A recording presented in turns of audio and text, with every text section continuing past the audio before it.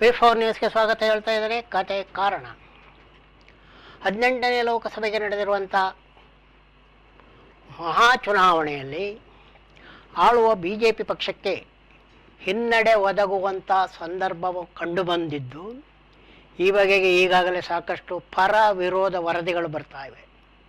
ಈ ಸಂದರ್ಭದಲ್ಲಿ ಬ್ರಿಟನ್ನಿನ ಆಳುವ ಕನ್ಸರ್ವೇಟಿವ್ ಪಕ್ಷಕ್ಕೆ ಕೂಡ ಹಿನ್ನಡೆಯ ಸುದ್ದಿ ಬಂದಿದೆ. ಈಗಾಗಲೇ ಬ್ರಿಟನ್ನಿನಲ್ಲಿ ನಡೆದಿರುವಂಥ ಹಲವಾರು ಉಪಚುನಾವಣೆಗಳಲ್ಲಿ ಆಳುವ ಕನ್ಸರ್ವೇಟಿವ್ ಪಕ್ಷವು ಸೋತಿದ್ದು, ಪ್ರಬಲ ಪ್ರತಿಪಕ್ಷ ಲೇಬರ್ ಪಕ್ಷವು ಗೆದ್ದಿರುವುದು ಎಲ್ಲರಿಗೂ ಗೊತ್ತಿರುವಂಥ ವಿಷಯ. ಈ ಸಂಬಂಧವಾಗಿ ಅಲ್ಲಿನ ಪ್ರಧಾನಿ ಸುನಕ್ ಅವರು ಅವಧಿಗೆ ಮೊದಲೇ ಲೋಕಸಭಾ ಚುನಾವಣೆ, ಸಂಸತ್ತಿನ ಚುನಾವಣೆಯನ್ನು ಘೋಷಿಸಿದ್ರು. ಆ ಪ್ರಕಾರ ಜುಲೈಯಲ್ಲಿ ಬ್ರಿಟನ್ನಿನಲ್ಲಿ ಮಹಾ ಚುನಾವಣೆ ನಡೆಯಬೇಕಿತ್ತು. ಈ ಸಂದರ್ಭದಲ್ಲಿ ಕನ್ಸರ್ವೇಟಿವ್ ಆಳುವ ಪಕ್ಷಕ್ಕೆ ಮತ್ತು ಪ್ರಧಾನಿ ಸುನಕ್ ಅವರಿಗೆ ದೊಡ್ಡ ಹಿನ್ನಡೆಯಾಗಿದ್ದು, ಅಲ್ಲಿನ ಕನ್ಸರ್ವೇಟಿವ್ ಪಕ್ಷದ 78 ಸಂಸದರು ರಾಜೀನಾಮೆ ನೀಡಿದ್ದಾರೆ.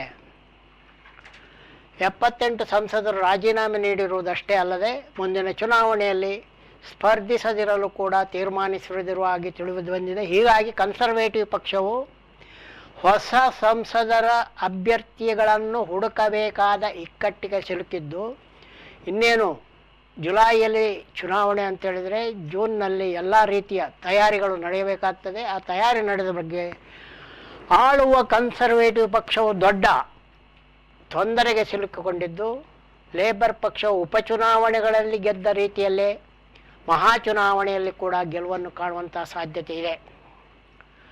ನಮ್ಮ ಪ್ರಧಾನಿ ಮೋದಿಯವರು ಹೋದಲ್ಲೆಲ್ಲ ಕಳೆದ ಒಂದು 10 ದಿನಗಳಿಂದ ಹಿಂದೆ ಕೂಡ ಸಾಕಷ್ಟು ಬಾರಿ ಹೇಳಿದ್ದರು, ಮಮತಾ ಬ್ಯಾನರ್ಜಿಯವರ ಪ್ರಕಾರ ದೇಶದ ಅತಿ ದೊಡ್ಡ ಸುಳ್ಳುಗಾರ.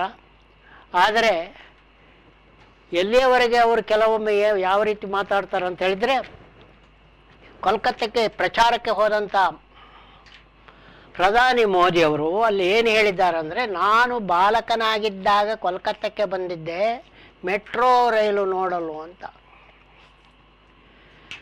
ಕೋಲ್ಕತ್ತಾದಲ್ಲಿ ಮೆಟ್ರೋ ರೈಲು ಆರಂಭವಾಗಿದ್ದು 1984ರಲ್ಲಿ. 84ರಲ್ಲಿ ಅಂತೇಳಿದರೆ ಆವಾಗ ಮೋದಿಯವರಿಗೆ 34 ವರ್ಷವಾದರೂ ಆಗಿರಬೇಕು, ಅವರೇ ಕೊಟ್ಟಿರುವ ದಿನಾಂಕದಂತೆ. ಅಂದರೆ 34 ವರ್ಷದ ಬಾಲಕ ಯಾರಪ್ಪ ಮೋದಿಯವರು? ಇದನ್ನು ನೋಡುವಾಗ ನಗಬೇಕು, ಅಳಬೇಕಂದು ಈ ರೀತಿ ಭಾಳಷ್ಟು ಹೊಂದಾಣಿಕೆಯಾಗದ ಹೇಳಿಕೆಗಳನ್ನು ಕಳೆದ 10 ವರ್ಷಗಳಿಂದಲೂ ಮೋದಿಯವರು ಹೇಳ್ತಾ ಬಂದಿದ್ದಾರೆ. ಒಂದು ಕಡೆ ಊಟಕ್ಕೆ ಭಾಳ ಕಷ್ಟ ಇತ್ತು ಅಂತ ಹೇಳಿದರು, ರೈಲಲ್ಲಿ ಟೀ ಮಾರ್ತಾ ಇದ್ದೆ ಅಂತ ಹೇಳಿದ್ರು. ಇನ್ನೊಂದು ಕಡೆ ಆಕ್ಸ್ಫರ್ಡ್ನಲ್ಲಿ ಡಿಗ್ರಿ ಪಡೆದೆ ಅಂತ ಹೇಳಿದರು. ಇನ್ನೊಂದು ಕಡೆ ಕಲ್ಕತ್ತಾಕ್ಕೆ ಹುಡುಗ ಇರುವಾಗಲೇ ಹೋಗ್ತೀನಿ ಅಂತ ಹೇಳಿದ್ದಾರೆ. ಇನ್ನೊಂದು ಕಡೆ ಪಂಜಾಬಿನವ್ರ ಜೊತೆಗೆ ಇದ್ದೆ ಅಂತ ಹೇಳಿದ್ದಾರೆ. ಮತ್ತೊಂದು ಕಡೆ ಆದಿವಾಸಿಗಳ ಜೊತೆಗೆ ವಾಸವಿದ್ದೆ ಅಂತ ಹೇಳ್ತಾರೆ. ಹೀಗೆ ಪ್ರತಿಯೊಂದು ಬಾರಿ ಒಂದು ಬಾರಿ ಮಾತಾಡೋದಕ್ಕೂ ಇನ್ನೊಂದು ಬಾರಿ ಮಾತಾಡೋಕ್ಕೂ ಬಹಳ ವ್ಯತ್ಯಾಸದ ಬಗೆಯನ್ನು ಮೋದಿಯವರ ಮಾತಿನಲ್ಲಿ ಕಾಣಬಹುದು. ಹಾಗೂ ಚುನಾವಣಾ ಪ್ರಚಾರ ಕಾಲದಲ್ಲಿ ಕಳೆದ 1 ವಾರದಿಂದ ಅವರು ಮಾಡ್ತಿರುವ ಪ್ರಚಾರ ಎಷ್ಟು ನಿಕೃಷ್ಟ ಮಟ್ಟದ್ದಾಗಿದೆ ಅಂತ ಹೇಳಿದ್ರೆ ನೋಡಿ. ನಿನ್ನೆ ಏನು ಹೇಳಿದರೆ, ಉತ್ತರ ಪ್ರದೇಶದಲ್ಲಿ ಚುನಾವಣಾ ಪ್ರಚಾರ ಮಾಡಿದಂಥ ಮೋದಿಯವರು ನಿನ್ನೆ ಹೇಳಿದ್ದಾರೆ, ಸಮಾಜವಾದಿ ಪಕ್ಷ ಮತ್ತು ಕಾಂಗ್ರೆಸ್ ಗೆಲ್ಲಲಿ ಅಂತ ಪಾಕಿಸ್ತಾನದಲ್ಲಿ ಪೂಜೆ ನಡೆದಿದೆಯಂತೆ. ಯಾವ ಪೂಜೆ ನಡೆದಿದೆ ಅಲ್ಲಿ? ಯಾವ ಮಸೀದಿಯಲ್ಲಿ ಪ್ರಾರ್ಥನೆ ಆಗಿ ನಡೆದಿದೆ ಅಂತ ಹೇಳಿಲ್ಲ, ಸದ್ಯಕ್ಕೆ ಪೂಜೆ ನಡೆದಿದೆ ಅಂತ ಹೇಳಿದ್ದಾರೆ. ಅಲ್ಲ, ಮಸೀದಿಯಲ್ಲಿ ಪೂಜೆ ಮಾಡುವಂಥ ವ್ಯವಸ್ಥೆ ಉಂಟಾ? ಅದು ಯಾವುದೋ ಗೊತ್ತಿಲ್ಲ. ಪ್ರಧಾನಿ ಮೋದಿಯವರ ಪ್ರಕಾರ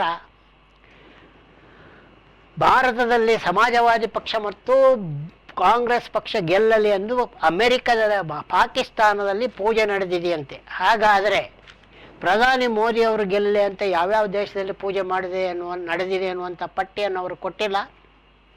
ಆದರೂ ಕೆಲವು ಕಡೆ ಇರ್ತದೇ ಇರ್ತದೆ, ಕೆಲವು ಕಡೆ ಕೆಲವು ಪಕ್ಷಗಳು ಗೆಲ್ಲಲಿ ಅಂತೇಳಿ ಕೆಲವರು ಆಶಿಸುವುದು, ಕೆಲವರು ಪೂಜೆ ಮಾಡೋದು. ಅಷ್ಟೇ ಅಲ್ಲ, ಕೆಲವರು ಬೆಟ್ಟಿಂಗ್ ಕಟ್ಟಿ ಕೋಟಿ ಕೋಟಿ ಕಳ್ಕೊಳ್ಳುವುದು ಕೂಡ ಇರ್ತದೆ.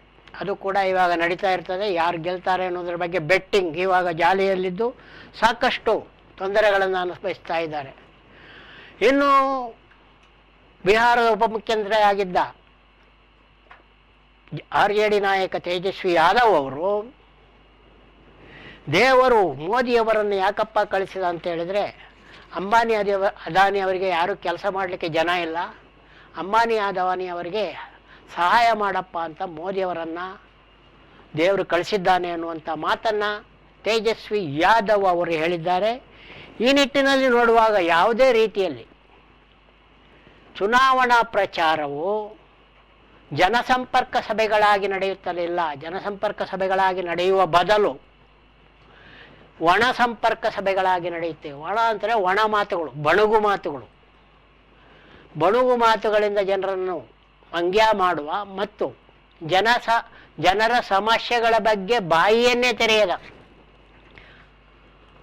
17 ಕೋಟಿಗೂ ಹೆಚ್ಚು ಜನರು 1 ಪೈಸದ ಕೆಲಸ ಇಲ್ಲದೇ ಇದ್ದಾರೆ. ಸುಮಾರು 40 ಕೋಟಿ ಜನರು ಬಡತನ ರೇಖೆಗಿಂತ ಕೆಳಗಿದ್ದಾರೆ ಭಾರತದಲ್ಲಿ. ನಿರುದ್ಯೋಗ ಸಮಸ್ಯೆ ಭಾರತವನ್ನು ಕಾಡ್ತಾ ಇದೆ. ಸುಮಾರು 60% ಕೆಲಸ ಮಾಡುವವರು ಕೂಡ ಕೆಲಸದ ಅನಿಶ್ಚಿತತೆ ಇಲ್ಲವೇ ಗುತ್ತಿಗೆ ನೌಕರರಾಗಿದ್ದಾರೆ.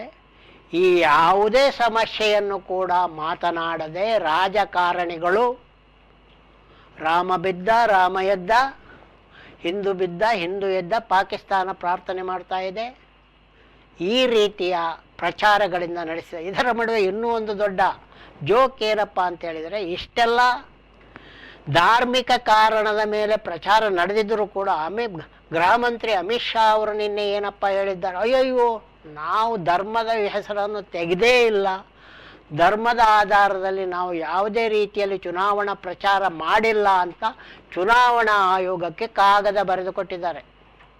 ಚುನಾವಣಾ ಆಯೋಗವು ಒಂದು 3-4 ದಿವಸದ ಹಿಂದೆ ಯಾವುದೇ ರೀತಿಯಲ್ಲಿ ಧರ್ಮದ ಆಧಾರದಲ್ಲಿ ಪ್ರಚಾರ ಮಾಡಬಾರ್ದು ಅಂತ ಹೇಳಿತ್ತು. ಅದಕ್ಕೆ ಆ ನೋಟಿಸ್ಗೆ ಉತ್ತರವನ್ನು ಅಮಿತ್ ಶಾ ಕೊಟ್ಟಿರೋದು ಹೇಗೆ, ಅಯ್ಯಯ್ಯೋ ನಾವು ಯಾವುದೇ ರೀತಿಯಲ್ಲಿ ಧರ್ಮದ ಹೆಸರನ್ನು ತೆಗೆದಿಲ್ಲ, ಧರ್ಮದ ಆಧಾರದಲ್ಲಿ ಮತವನ್ನು ಕೇಳಿಲ್ಲ, ಹಾಗಾಗಿ ಇವೆಲ್ಲ ಒಂದು ರೀತಿಯಲ್ಲಿ ಸುಳ್ಳಿನ ಕಂತೆ ಅಂತ ಹೇಳಿದ್ದಾರೆ. ಸುಳ್ಳನ್ನು ಸುಳ್ಳಿನ ಕಂತೆ ಅಂತ ಹೇಳಬೇಕಾದ್ರೆ ಇನ್ನೂ ಕೆಲವು ವಿಷಯಗಳಿರ್ತವೆ.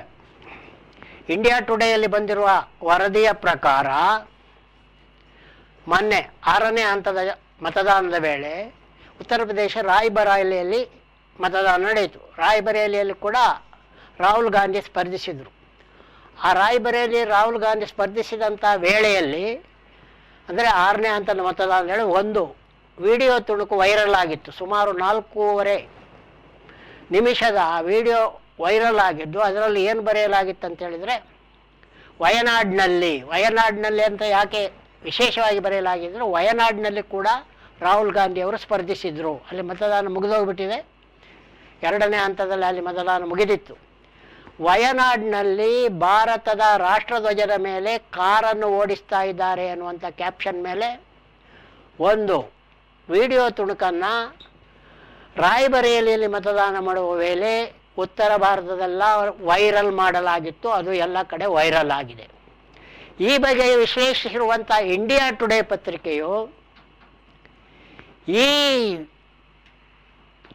ವಿಡಿಯೋ ತುಣುಕು ಭಾರತದ್ದಲ್ಲ, ಅದು ಪಾಕಿಸ್ತಾನದ ಕರಾಚಿಯದು. ಅದರಲ್ಲಿರುವಂಥ ವಾಹನಗಳು ಪಾಕಿಸ್ತಾನದವುಗಳು ಅಷ್ಟೇ ಅಲ್ಲ, ಆ ವಾಹನಗಳು ಹೋಗುತ್ತಿರುವಂಥ ರಸ್ತೆ ಕರಾಚಿಯ ತಾರಿಕ್ ರೋಡ್ ಎನ್ನುವಂಥದ್ದು ಅಲ್ಲಿರುವ ಬೋರ್ಡ್ಗಳಿಂದಲೇ ಗೊತ್ತಾಗುತ್ತದೆ. ಹಾಗೂ ವಾಹನಗಳ ಸಂಖ್ಯೆ ಕೂಡ ಸಿಂಧ್ ಪ್ರಾಂತ್ಯ ಮತ್ತು ಕರಾಚಿ ಪ್ರಾಂತ್ಯಕ್ಕೆ ಸೇರಿದವುಗಳು. ಹೀಗಿರುವಾಗ ಅದನ್ನು ಕೇರಳದ ವಯನಾಡ್ನಲ್ಲಿ ಭಾರತದ ಅಲ್ಲಿ ಪ್ರತಿಭಟನೆ ನಡೆದಂಥ ವಾಹನ ಸಂಚಾರ ಅದು. ಅದರಲ್ಲಿ ಕೆಲವರು ಪಾಕಿಸ್ತಾನ ಧ್ವಜವನ್ನು ಹಿಡಿದು ಪ್ರತಿಭಟನೆ ನಡೆಸ್ತಿರುವುದು ಕೂಡ ಕಂಡು ಬಂದಿದೆ. ಹೀಗಿರುವಾಗ ಅದನ್ನು ವಯನಾಡ್ನಲ್ಲಿ ಪಾಕಿಸ್ತಾನ ಪರೀಯರು ಭಾರತದ ಧ್ವಜದ ಮೇಲೆ ಕಾರನ್ನು ಓಡಿಸಿದ್ದಾರೆ ಅನ್ನುವಂಥ ಸುಳ್ಳು ಪ್ರಚಾರವನ್ನು ಯಾವುದೇ ನಾಚಿಕೆ ಹೇಸಿಗೆ ಇಲ್ಲದೆ ಈ ದೇಶದಲ್ಲಿ ವೈರಲ್ ಮಾಡಲಾಗುತ್ತದೆ ಅಂತ ಹೇಳಿದರೆ, ಈ ದೇಶದ ರಾಜಕೀಯವು ಎಷ್ಟು ಬರಗೆಟ್ಟು ಹೋಗಿದೆ, ನೈತಿಕತೆ ಅನ್ನುವಂಥದ್ದು ಎಷ್ಟು ಪಾತಾಳಕ್ಕೆ ಕುಗ್ಗಿದೆ ಅನ್ನುವಂಥದ್ದು ಇದರಿಂದ ಗೊತ್ತಾಗ್ತದೆ. ಈ ಎಲ್ಲವನ್ನೂ ದಾಟಿ ನಾವು ನೋಡುವಾಗ ಮಾಧ್ಯಮಗಳು ಕೂಡ ಬೇರೆ ಬೇರೆ ರೀತಿಯಲ್ಲಿ ವರ್ತಿಸಿವೆ.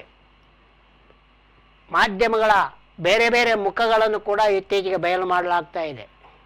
ಮಾಧ್ಯಮಗಳು ಮುಖ್ಯವಾಗಿ ಅಂಬಾನಿಯವರ ಜೇಬಿನಲ್ಲಿವೆ, ಹಾಗೂ ರಾಜೀವ್ ಚಂದ್ರಶೇಖರ್ ಮೊದಲಾದವರ ಜೇಬಿನಲ್ಲಿವೆ. ಪ್ರತಿಪಕ್ಷದ ಅಥವಾ ಆಳುವ BJPಗೆ ಎದುರಾದ ಮಾಧ್ಯಮಗಳು ಎಲ್ಲೂ ಕಂಡು ಬರ್ತಾ ಇಲ್ಲ. ಅಥವಾ ಇದ್ದರೂ ಕೂಡ ಕೆಲವು ಮಾತ್ರ. ಅವೆಲ್ಲ ಯೂಟ್ಯೂಬ್ ಚಾನಲ್ಗಳು, ಕೆಲವು ಯೂಟ್ಯೂಬ್ ಚಾನಲ್ಗಳು ಮೋದಿಯವರಿಗೆ ಎದುರಾಗಿ ಕೆಲಸ ಮಾಡ್ತಾ ಇರೋದು ಕಂಡು ಬಂದಿದೆ. ಮೋದಿಯವರಿಗೆ ಎದುರಾಗಿ ಅಂದರೆ ಸುಳ್ಳಿನ ವಿರುದ್ಧವಾಗಿ, ಈಗಾಗಲೇ ಹೇಳಿದಂತೆ ಹಲವಾರು ಸುಳ್ಳುಗಳ ವಿರುದ್ಧವಾಗಿ ಇಂಥ ಕೆಲವು ಯೂಟ್ಯೂಬ್ ಚಾನಲ್ಗಳು ಕೆಲಸ ಮಾಡೋದು ಬಿಟ್ಟರೆ, ಹೆಚ್ಚಿನ ಮಾಧ್ಯಮಗಳು ಆಳುವ ಪಕ್ಷದ ಬೆಂಬಲಕ್ಕೆ ನಿಂತಿದ್ದು ಅದರ ದುಷ್ಪರಿಣಾಮವನ್ನು ಜನಸಾಮಾನ್ಯರು ಎದುರಿಸಬೇಕಾಗಿದೆ. ಭಾರತದ ಜನರ ಪರ ನಿಲ್ಲುವಂಥ ಯಾವುದೇ ಮಾಧ್ಯಮ ಇಲ್ಲ ಅನ್ನುವಂಥ ಒಂದು ವರದಿ ಕೂಡ ಇಂಗ್ಲೀಷ್ ಪತ್ರಿಕೆಗಳಲ್ಲಿ ಬಂದಿದೆ.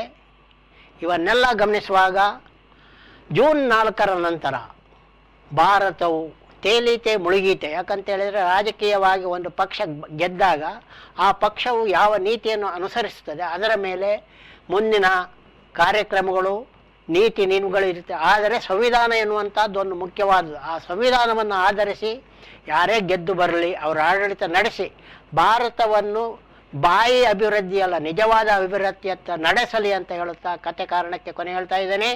ನೋಡ್ತಾ ಇರಿ ನೀವು V4 ನ್ಯೂಸ್ ಹಾಗೂ V4 ನ್ಯೂಸ್ ಯೂಟ್ಯೂಬ್ ಚಾನಲ್ಗೆ ತಾವೆಲ್ಲ ಸದಸ್ಯರಾಗಿ ಎಂದು ಹೇಳುತ್ತಾ ತಮಗೆಲ್ಲ ಮಾಡ್ತಾ ಇದ್ದೇನೆ ಒಂದು ದೊಡ್ಡ ನಮಸ್ಕಾರ.